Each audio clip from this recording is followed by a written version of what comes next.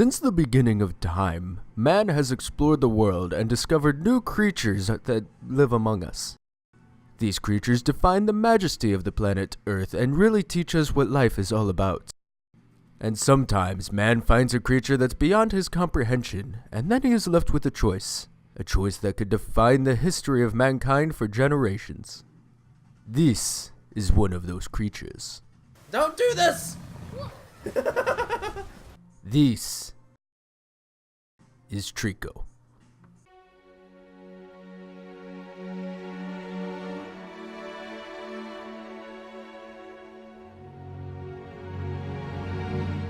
After 2 years of a lack of information, The Last Guardian from the makers of Shadow of the Colossus and Ico finally drops on consoles. I have been personally very excited for this game, and I'm really looking forward to reviewing this and telling you guys what I thought about my playthrough.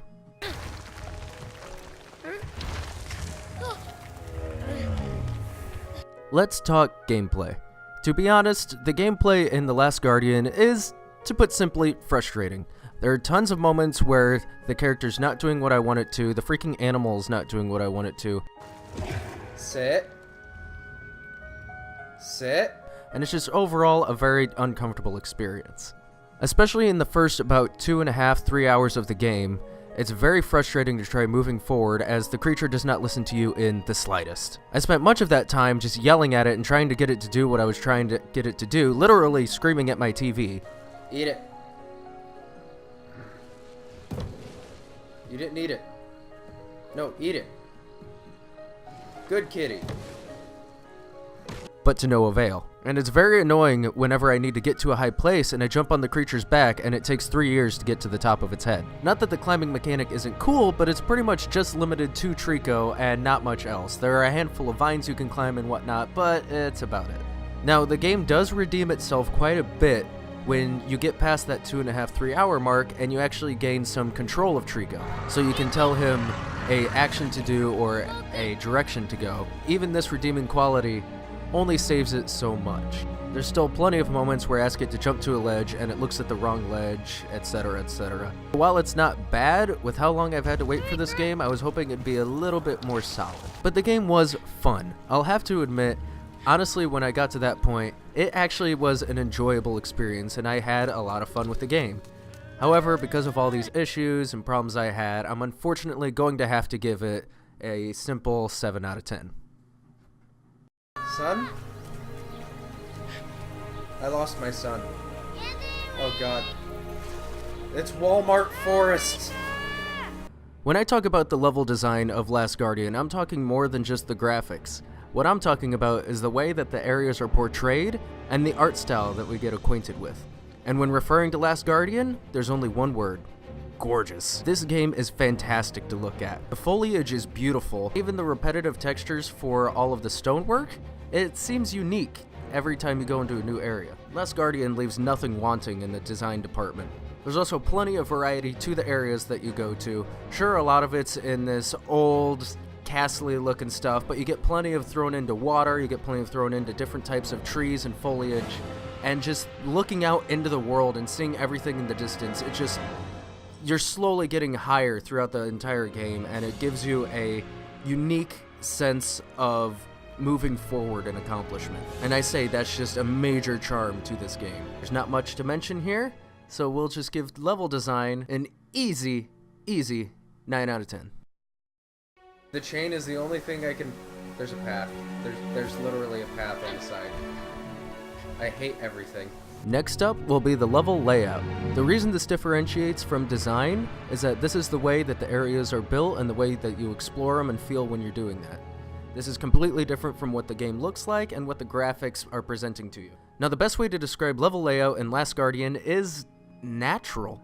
Like, it doesn't feel like you're playing a video game. Everything in it feels like it was already there and it's already built up and you're just here exploring it, which makes for a very annoying experience at times, as there's no direction and you don't know where you're supposed to go in odd moments. But on the flip side of that, it makes it very special. Like, you're just a visitor in this strange, broken down area, and you're just trying to make it through to the top for an unknown goal. It makes for a very unique experience, and exploring it is a very lifelike experience. And there's very little guidance, and it just doesn't feel like a video game in a lot of moments. It really sucked me in. And it really helps build the unity with Trico. As one of my friends pointed out, there were many moments where I couldn't find the path to go, and I literally just stumbled across it by falling off of Trico.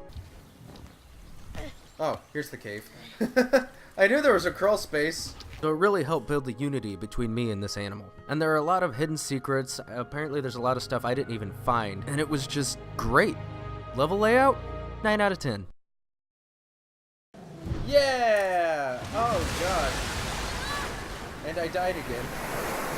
Now, this is what I've been wanting to talk about the most about this game, is the story. Even though there's not a lot of it, I would rightly argue that this is a story-driven game. It gives you plenty of plot device, leaves a lot up to imagination, and is overall well put together. Now, the thing that got me with this story is it just had one moment where I was completely and totally sold. This is after many hours of being frustrated with Trico, just sick and tired of dealing with him. He's not doing what I say or anything. And then I get to the point where I can give some type of control over Trico, tell him to jump here, move over there and whatnot, as I talked about in the gameplay portion. But this still wasn't the deciding factor. This wasn't the turning point to me liking this annoying bird cat dog creature. Now, without giving too many spoilers, what really ended up happening is a little while after that, 30 minutes to an hour after the point where I gained more control, I came into this situation where there was nothing I could do by myself. Literally life or death situation to put all of my faith into Trico. And then in the same sequence, that position was also reversed where I had to do something to save Trico. And after this segment, I was just left standing there.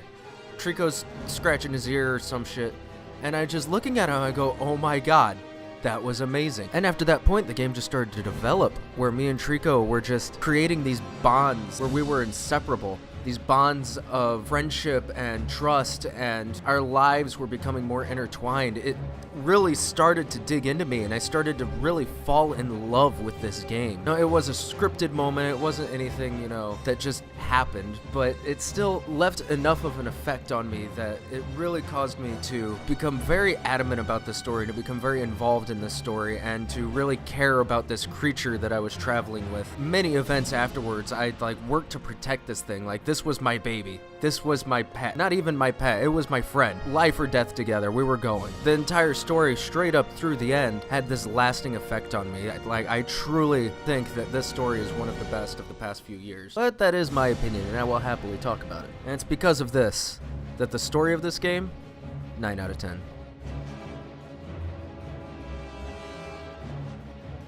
Now, to wrap this all up, I just want to take a few seconds to talk about the replay value of this game, as it's an important aspect of every video game ever. Now, looking at it plainly, it's really just a start-to-finish type of game, but I do believe there is a good amount of replay value to it.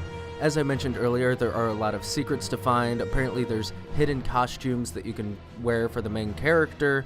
There's a lot of hidden barrels that you can feed to Trico, and plus just experiencing this game is a treat in itself. So I just wanted to give a quick score to replay value at a, decent 8 out of 10. So just to give a quick review, the gameplay was fun but wanting in many areas. The level design was freaking gorgeous, the layout was very well put together, and the story was one of the greatest experiences I've gone through in recent time. But even to be honest, only if you're into that sort of story type. So if we put all our scores together, that'll put us with our final score of The Last Guardian at 9 out of 10. This is a great game. I think it's very worth picking up. Maybe not at the 60 that it is now at launch, but definitely something to look into and grab at a later date when it's a little bit cheaper. I hope you guys enjoyed this review. Check out the rest of our footage on our channel at Left Stick Studios. Also check out our Twitch, Twitter, and Instagram, and our Facebook page. Thank you guys for watching. This has been Sam, and I'll see you guys in the next video. Laters.